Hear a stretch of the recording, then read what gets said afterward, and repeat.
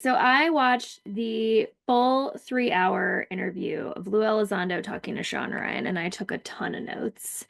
And what I thought was like really interesting is that Lou has completely changed his tune. Okay. Like he has been talking for years about how this is a huge national security threat. People are worried. He's scared. UAPs have attacked people. They've attacked cows and other animals. People have gotten injured from this phenomenon. But in today's interview, it's so interesting because he's completely changed his tune. Okay. He says now that the level of corruption inside of the US government is a bigger threat to national security than the UAPs ever were. Quote, That's what motivates me every single day to come out. It's not just the UAP topic. We've got a very significant issue on our hands right now. And it's been there for a while. And it's become a cancer in our government. But that, to me, is a much greater national security issue than UAPs ever were. okay, that's huge for him. At the sort of skipping ahead at the end of the interview, he said that he was getting a lot of shit for acting like these things were a big threat. And he's like, no, actually exposing the corruption in the government is the threat. Or is the message here. And so I think that's interesting, especially as we've had an administration shift. I wonder if he, had to speak a certain way under the last administration, and now he feels like maybe this current administration is more interested in truth seeking and fact finding. Um, there was a lot of really, really great moments in this interview. He talks about like somebody asked, what's the one thing that we need to like that needs to be discussed or disclosed? And he's like, the fact that we're not alone here. Like it's just period, full stop. This has been happening for a long time. It's not new. We have so much proof. So like he says, in the face of new information, you can change your opinion or reject the facts and stick with your own narrative because it's comfortable.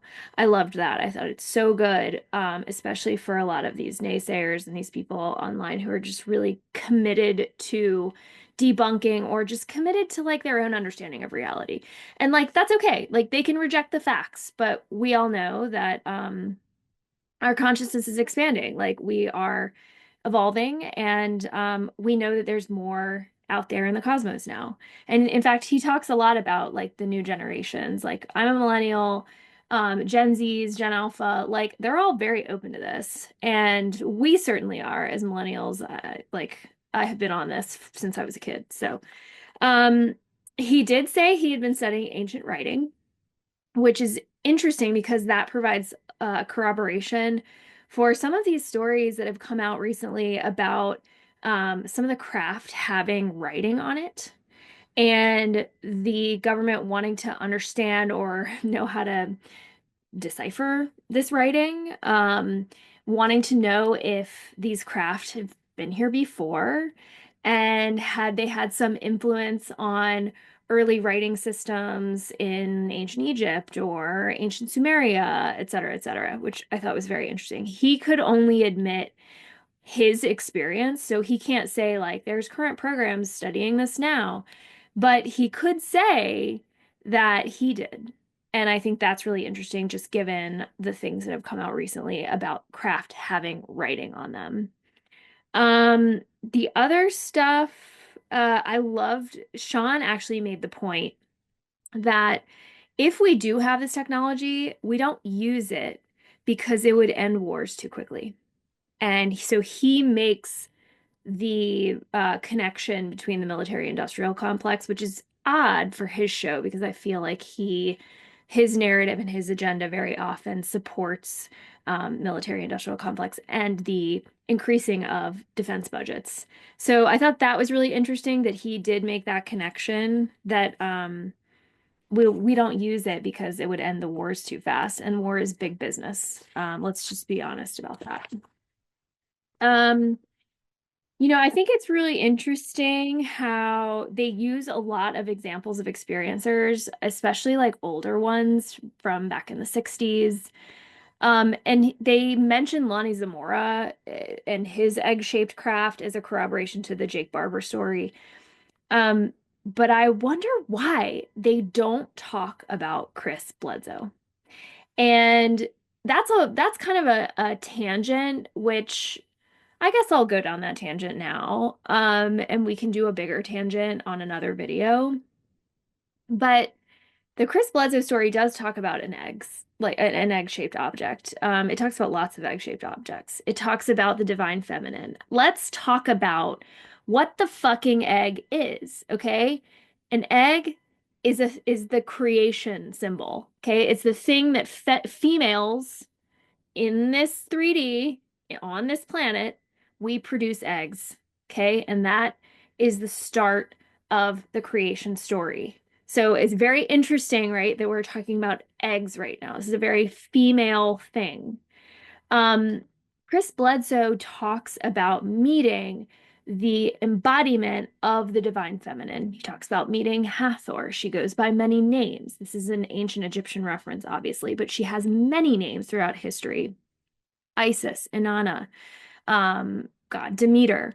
There's all kinds of references to this divine feminine entity throughout history. Okay, he talks about how women have been oppressed and how now this consciousness expansion should lead to more balance in the human race. There will be a return of the divine feminine to Earth, and it will usher in 1,000 years of peace. Okay. Jake Barber talks about how he had an incredible experience with divine feminine being that possessed him and it felt beautiful. Once it was just me and that object in between the pick and the drop site, there's about 20 miles in between. I felt like something was inside of me. I felt like I was possessed by the most beautiful spirit I'd ever been possessed by. And Was it loving? it was loving. But there was a sense of sadness at the same time. And Had you ever had an experience like this before? no, no, it was a very feminine energy. I'll tell you that. It felt like the spirit of God, but not in any masculine sense that I had ever felt. It was like, again, the feeling of my mother. We're having all of these conversations about the divine feminine and the return to the divine feminine on planet Earth, yet these men are leading the conversation. And I just wonder if the NHI respects that because there seems to be, trying to shift a narrative within like a very male-centric sphere. And I think that's great. I think it's wonderful. I think we need to shift perspectives all over the fucking place.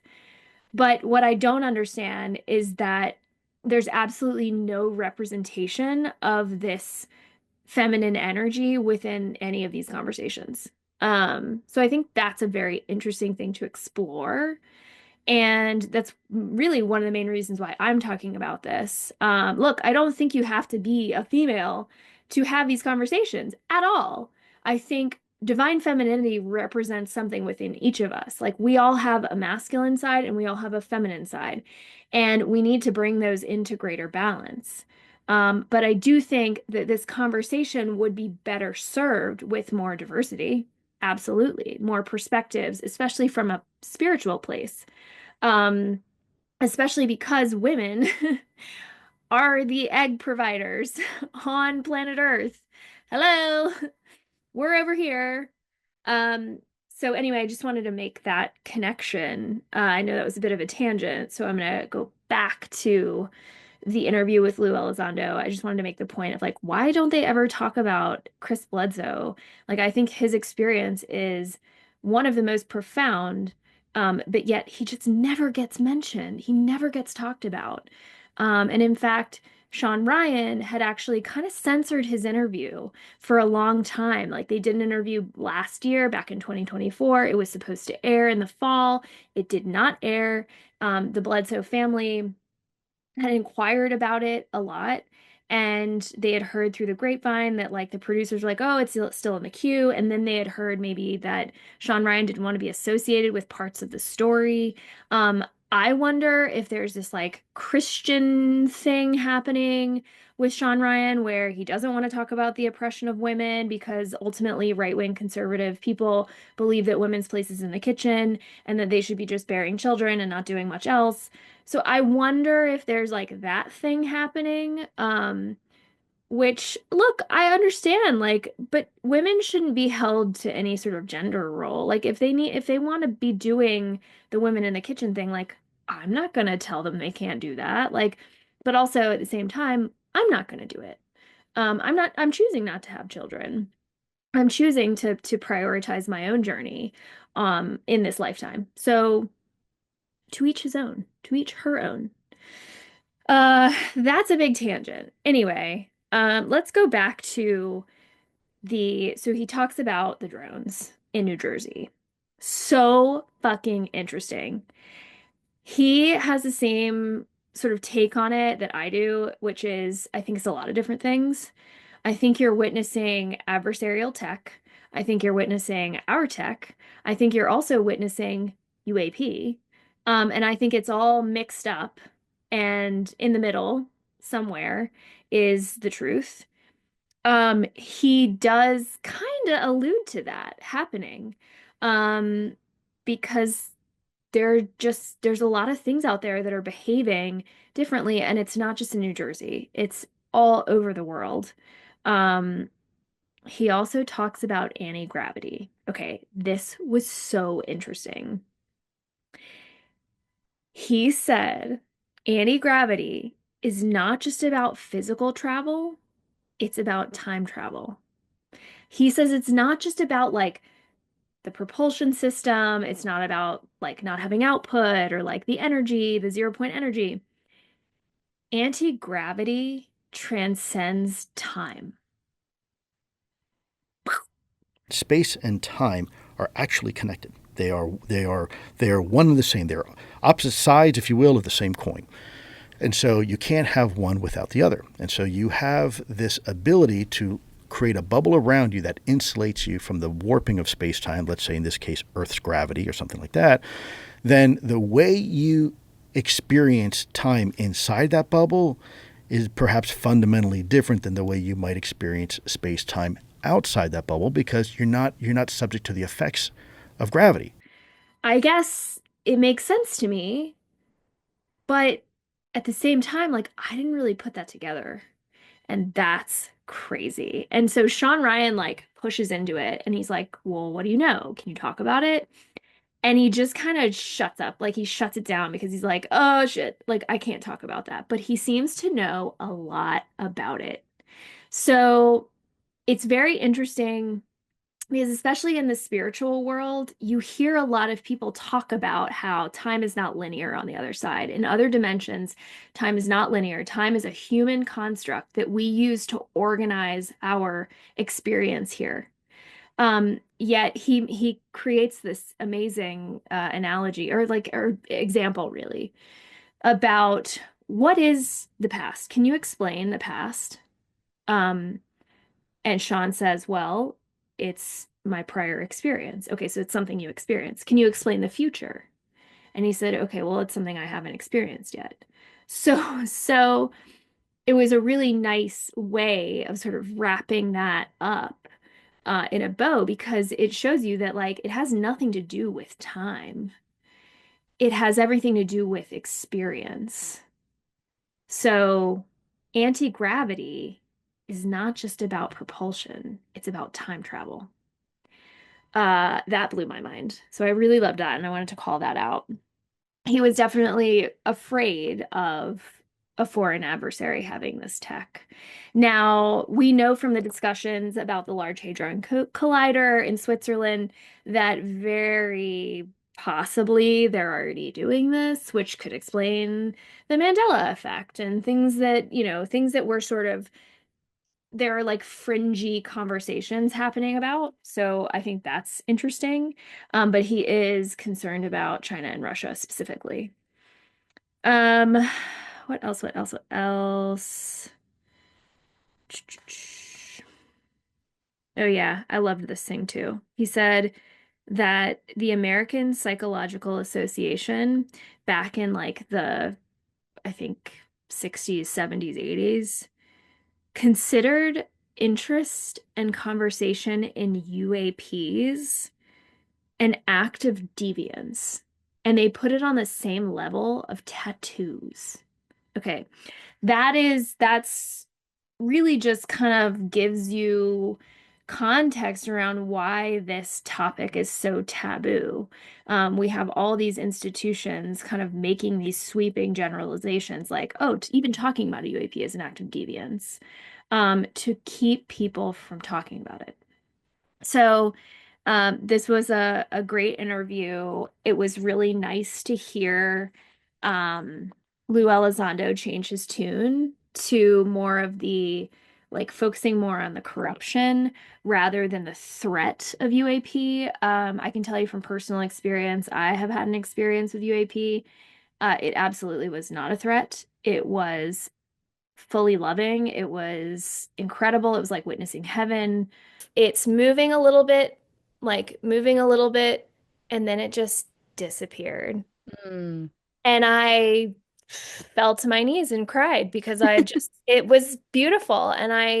The feeling that I got from it was, this is heaven. This is something angelic. This is something that, I probably, like, my little peon brain doesn't really understand, but my heart understands it. I know they're here to help us. I know that we should not be afraid. It is a big reason why I am starting UAP Tube and I am talking about this stuff because we should not be afraid. We should be empowered. We should be curious. We should be critical. We should be asking questions. And we should not give our sovereignty away to authority figures. Like, that's my biggest message here is stop listening to these like authority figures. Start exploring these experiences and the phenomena itself for yourself. Make your own decisions about what it is. Develop your own relationship with it.